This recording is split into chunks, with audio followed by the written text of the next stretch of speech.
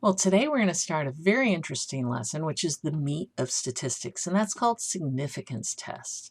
We're going to cover the basics, so we're not actually going to be calculating something called p-values, but we will be interpreting them, we will make hypotheses, and given a p-value, come to the appropriate conclusion, and we're also going to look at type 1 and type 2 errors. By the way, one of the hypotheses we'll be looking at today is called the null hypothesis, which brings me to this cartoon. It makes more sense later. I can't believe schools are still teaching kids about the null hypothesis. I remember reading a big study that conclusively disproved it years ago.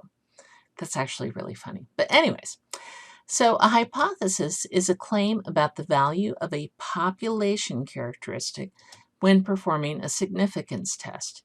We are trying to compare the claims to the data we actually get.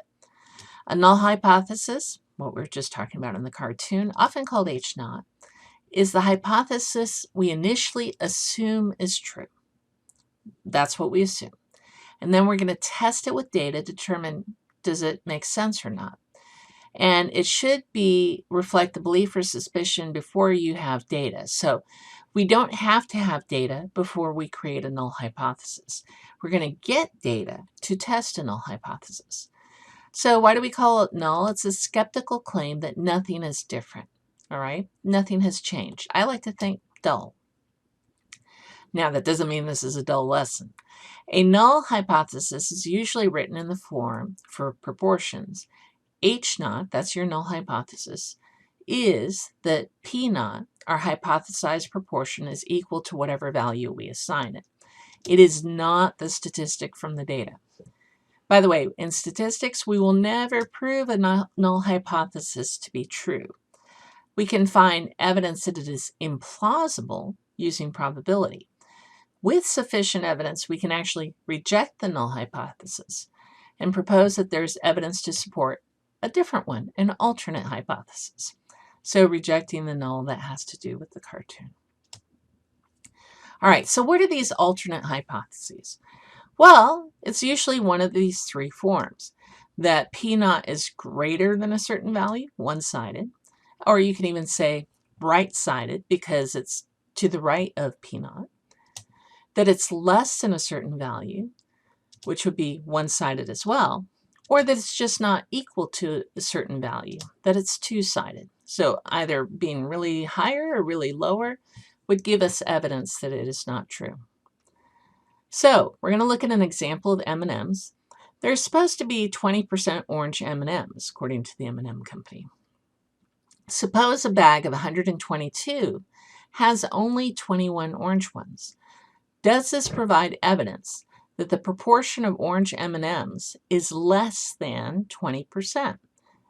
So the null, before we look at the 21 out of 122, we look at the original claim. That is 20% are orange. That is the null hypothesis. When you are doing your exam, you should also state it in words. So H0 is that P is actually 0.20, or the true proportion of orange M&Ms is 0.20. HA, our alternate, is that it's not equal to 0.20, that the true proportion of orange M&Ms is not 0.20. All right. Let's go ahead and look at another example. In unfit teens. In a 2005 study, 2,205 adolescents ages 12 to 19 took a cardiovascular treadmill test. 750 had a poor level of cardiovascular fitness. Researchers believe that the sample was representative of the adolescents nationwide. Does this sample provide support for the claim that more than 30% of adolescents have a poor level of cardiovascular fitness? So we're comparing to the 30%. Our null is that it actually is 30%. And since they're saying more, we're going to say our alternate is that it's greater than 30%. Fresh coffee. People of taste are supposed to prefer fresh brewed coffee to the instant variety. On the other hand, perhaps many coffee drinkers just want their caffeine fix. A skeptic claims that only half of all coffee drinkers prefer fresh brewed coffee. Each of 50 subjects tastes 2 unmarked cups of coffee, which says he or she and says which one he or she prefers. 1 cup in each pair contains instant coffee, the other fresh brewed coffee. We find that 36 of our 50 subjects choose the fresh coffee. So what we're going to say is that our null is that 50% prefer fresh brewed coffee. All right, so that's the claim. We're testing to see if that's true. And so we're going to say that it's not 50%. So because we didn't say a preference for more or less, we're just going to say with a two-sided test that it's not equal to 0.50. So let's go ahead and look at all 3 of these tests again. So the first one is that the proportion is less than P naught, all right, our hypothesized value. So we're going to mark P naught, P hat, and we're going to shade to the left of P hat. So P naught is actually where you think it is. So if this is true, then our distribution should look something like that. P hat, typically they're going to have a value less if you're looking for a less than. It could be greater than, which would be really weird, but it can happen. Either way, whether P hat's on this side or this side, you shade to the left of P hat. So if it was over here, you would actually shade all of this, all right? So then, if you're going to basically have the probability that P is less than P hat, given that this is true, so that is that P equals P naught, so that we have the right distribution. Again, this is called a left-sided test. It can be called a one-sided test as well. If we're doing P doesn't equal P naught, then we actually have to mark both P naught and P, and we should pick another P hat that mirrors our P hat from our sample. So we're going to shade, there you go, there's my mirrored P hat. Now, by the way, my original could be on this side, and I do the mirror on that. Shade both your tails. And this probability is a probability that P actually doesn't equal P hat, given that P equals P naught. So the probability we would find a sample that is less than this value or more extreme, given that the null is true. This is called a two-sided test. Now let's test the probability of getting a sample of P greater than P naught. So we mark P naught, P hat, and shade to the right of P hat. So we're looking at the probability, here let's go ahead and shade it, that P, that we could get a sample as extreme as P hat or higher, given that the null is true, that this is actually the center of the distribution. Again, this is a right-sided test. It can also be called a one-sided test. When we do a test about proportions, we use a method called a one-sample z-test for P. So, talking more about significance test in trials, all right? Assumption of innocence of a defendant in a trial is like the null hypothesis. We cannot find the defendant guilty, the alternate hypothesis, unless we have evidence. And so what does evidence look like? We have to find data that is highly improbable given that the person is innocent, that the null hypothesis was true. And so this is a true story. I was a jury foreman on a trial where the defendant was accused of kidnapping and assaulting 2 people who had been found tied up with zip ties and duct tape. After the trial, I found out many of the jurors thought the defendant was innocent until police showed us video of him at a Walmart buying zip ties and duct tape at 2 a.m., only a few hours before the kidnapping. We quickly found him guilty. So, first of all, what were the 2 claims we were looking at? We were looking at the null, the defendant is innocent. So this is our null. And our alternate is that the defendant is guilty. Which one did we reject? We rejected that the defendant was innocent. All right. Why did we reject it? Well, if the defendant were really innocent, the null is true, then it's highly improbable that he would just coincidentally be buying zip ties and duct tapes just a few hours before the kidnapping and assault. So that just seemed too coincidental for us. And we said that was sufficient evidence for the alternate hypothesis, which was that he was guilty. By the way, in a trial, we never say we prove the null hypothesis. We don't say, if we do find a defendant not guilty, we never say they were innocent. We just found them not guilty. So you can't prove the null. Okay, so we have sufficient evidence to reject the null hypothesis if the probability of getting the data we have is very unlikely, very low, given that the null hypothesis is true. We can say we have convincing evidence for the alternate hypothesis. So what conclusions can we make obtaining a p-value? Well, first we need to determine what is a low probability. R.A. Fisher, who's the father of statistical inference, he said, probability is 10% or higher, not so low. And he said, okay, let me think of a number. I'll call it alpha. And what seems like improbable? 5% or 0.05, which we've been using throughout the semester, throughout the year. By the way, this is only convention, and it can be adjusted to fit the situation. Just like you can pick confidence levels for intervals, you can select alphas for different situations. There are certain times you want to be extra sure before you make a change, right? If you're looking at spending millions of dollars on a new program, you might want to make really sure, be really sure before you spend that money that it actually does make a change. So we're going to go ahead and look at a sampling distribution again.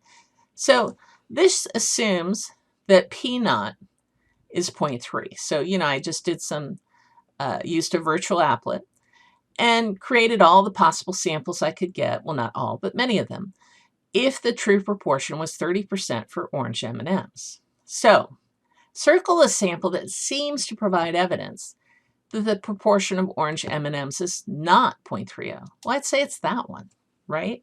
Because it's kind of far. It's less than 8% even. And if I got a sample with only, 5%, 6%, and I'm like, oh, there's supposed to be 30% orange M&Ms. I'm going, this looks a little suspicious.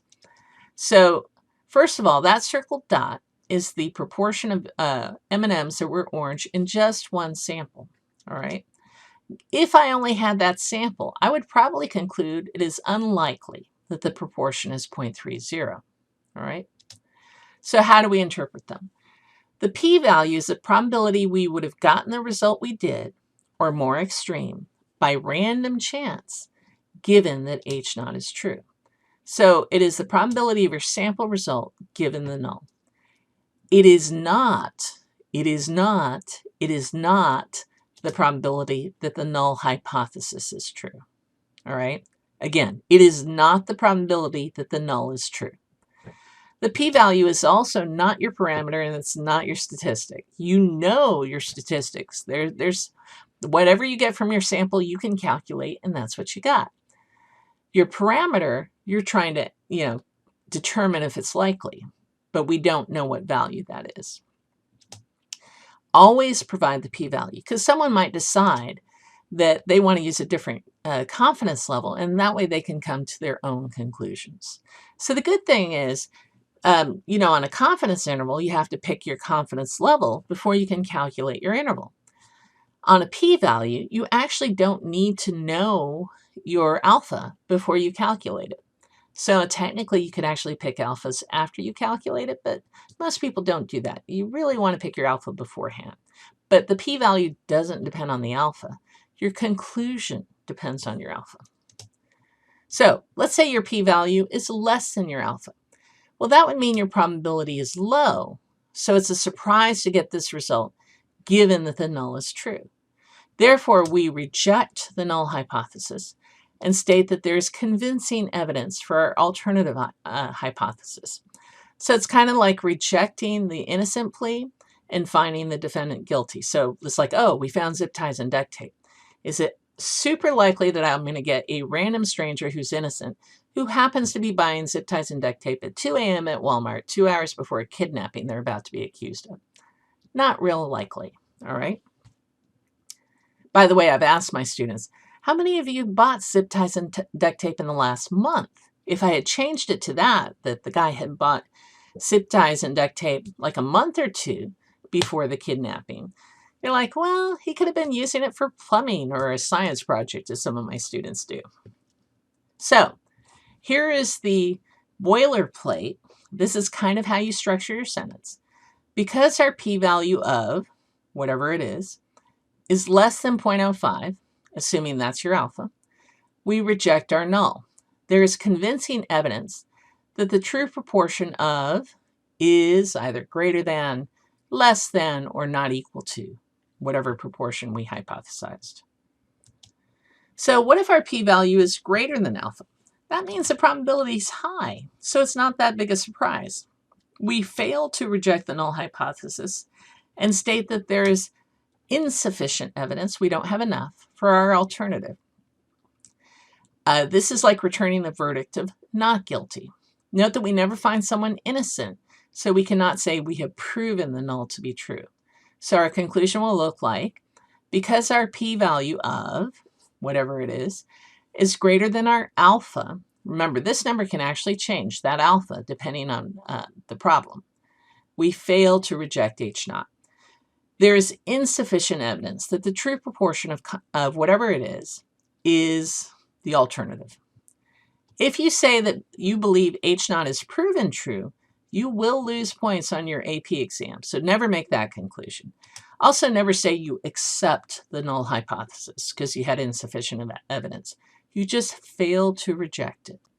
Now let's look at an example of interpreting a p-value. Genetic inheritance predicts a 50-50 split of birth genders. A study looked at the sex of the firstborn child of a random sample of couples with 2 children to see if the proportion of males is 0.50.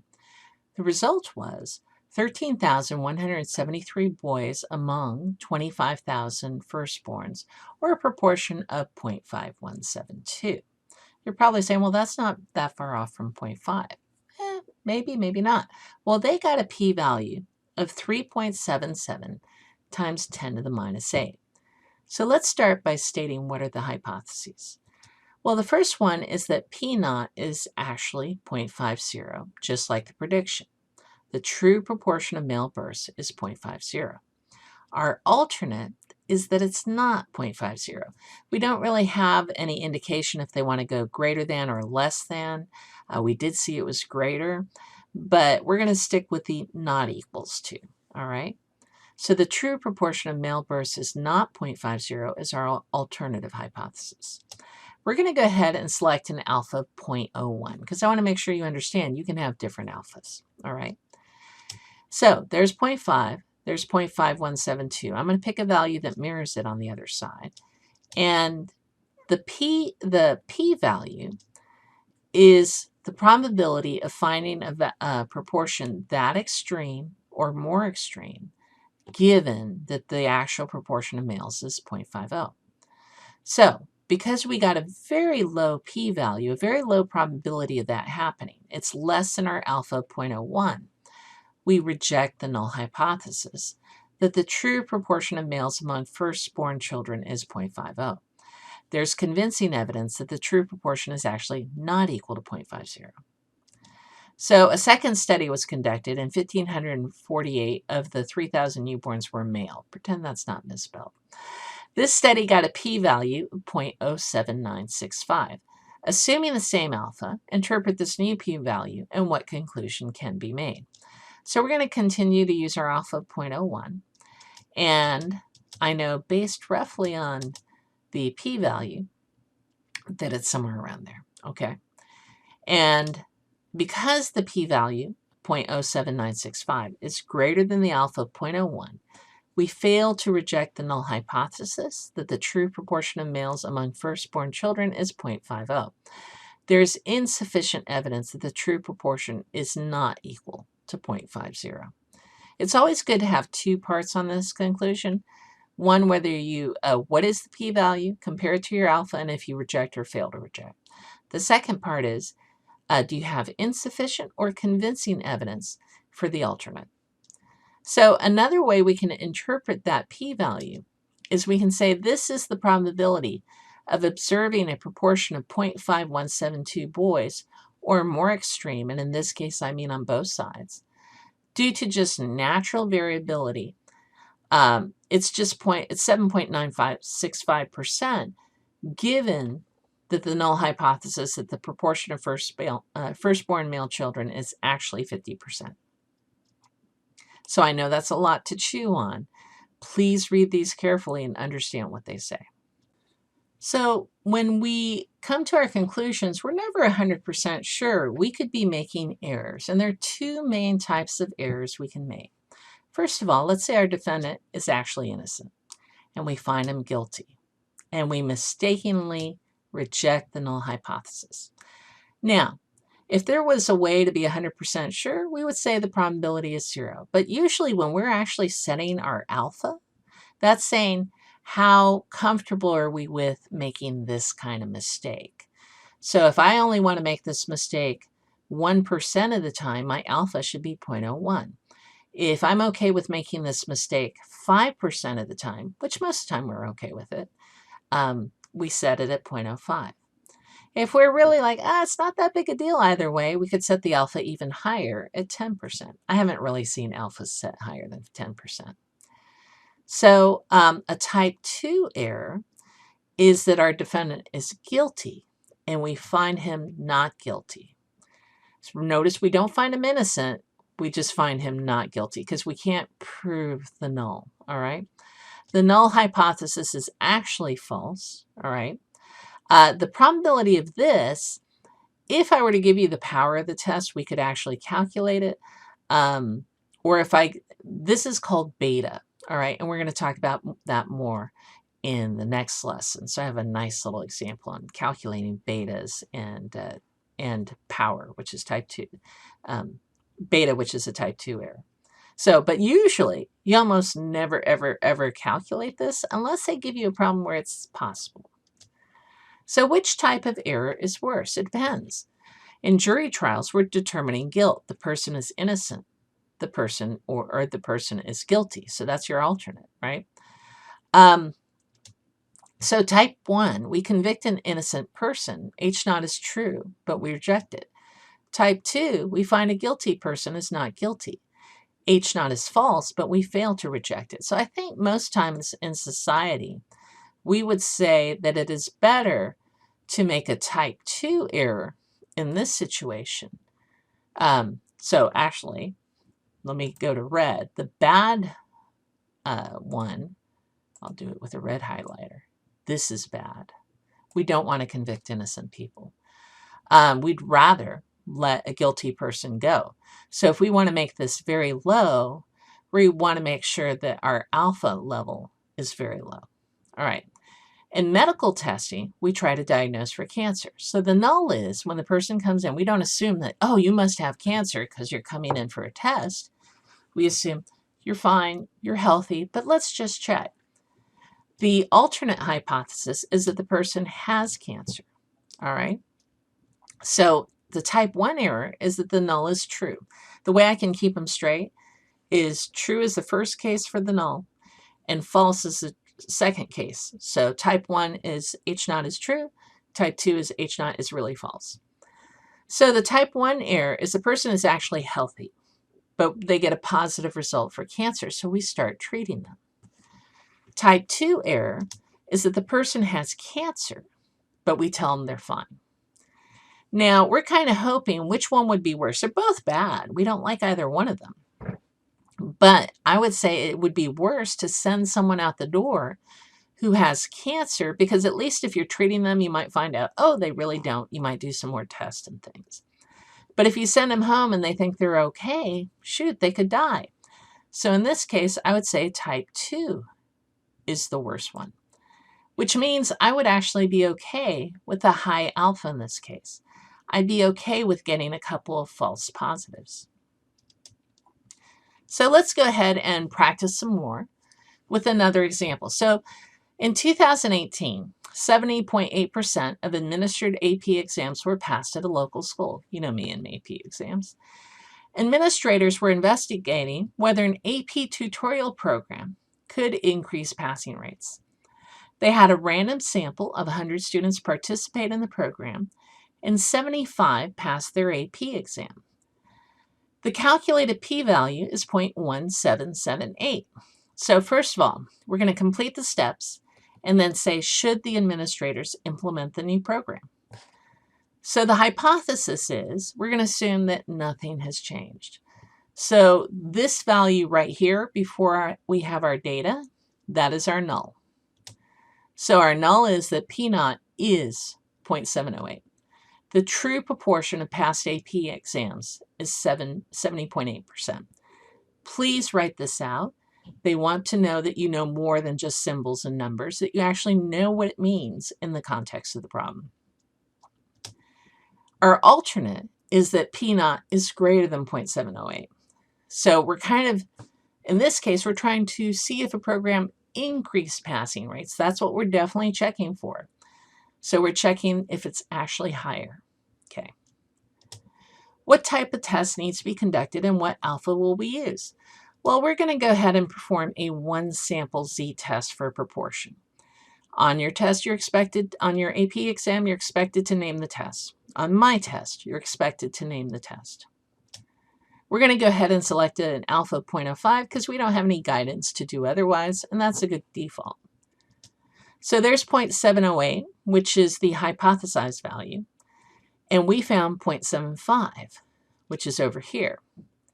So how do we interpret that p-value? So that's the probability of getting a result this far high or higher, given that the true proportion of passing students is 0.708. So because the p-value of 0.1778 is greater than the alpha 0.05, we fail to reject the null hypothesis that the true proportion of past AP exams is 0.708. There is insufficient evidence that the true proportion is greater than 0.708. All right. Another way you can interpret this, you'd say the probability I would get 75% of the kids to pass if there were no change, that's the null, is 0.1778 or 17.8%. So even if I didn't change passing rates, I could get kids scoring that well just by chance. So should the administrators implement the new program, and why or why not? Well, we'd say, hey, you know, that could have been just chance because it's pretty high you could get that high a result. So you shouldn't implement the program because we really don't have evidence that the proportion has increased.